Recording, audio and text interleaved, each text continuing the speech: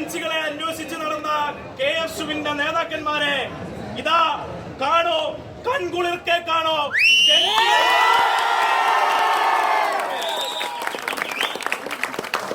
അവരെ നിങ്ങൾ അന്വേഷിച്ചു പോകുകയല്ല.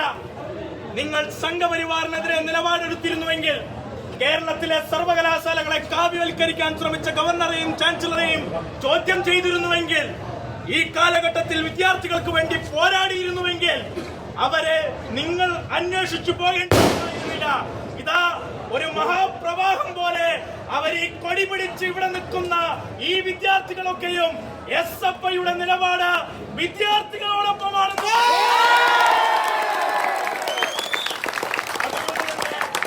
ഞങ്ങൾക്ക് പറയാനുള്ളത്, ഈ സർവകലാശാലയും ഈ സർവകലാശാല യൂണിയനും ഞങ്ങളെ ഏൽപ്പിച്ച വിദ്യാർത്ഥികൾ SFI എന്ന മഹാപ്രസ്ഥാനത്തോടു കൂടിയുള്ള വിശ്വാസത്തിന്റെ ഭാഗമായി കടന്നു വന്നവരാണ്. ഈ കേരളത്തിൽ 14 സർവകലാശാലകളിൽ 12 എണ്ണമായിരുന്നു ഒരു മിനിറ്റ് മുമ്പ് വരെ SFIയുടെ കീഴിലെങ്കിൽ, നോക്കൂ 13ാമത്തെ സർവകലാശാലയും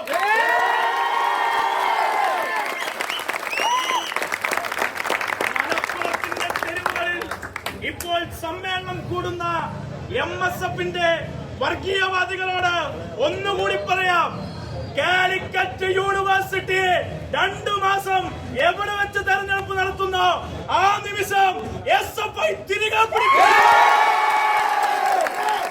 14 സർവകലാശാലകളിൽ 14ലും ഈ തൂവള്ളക്കൊടിയും അത് ഉയർത്തിപ്പിടിക്കുന്ന വിദ്യാർത്ഥികളും നിലനിൽക്കുക മാത്രമല്ല, ഇവിടെ എറണാകുളം ജില്ലയിൽ കേരളത്തിന്റെ പ്രതിപക്ഷ നേതാവിനോട് ഒരു കാര്യം കൂടി പറയാം. മൂക്കിന് താഴെയുള്ള കുസാറ്റ് ഞങ്ങൾ കൊണ്ടുപോയിട്ടുണ്ടെങ്കിൽ ഈ കേരളവും വരുന്ന മാസം, ഈ വരുന്ന മെയ് മാസം ഞങ്ങൾ കൊണ്ടുപോയി.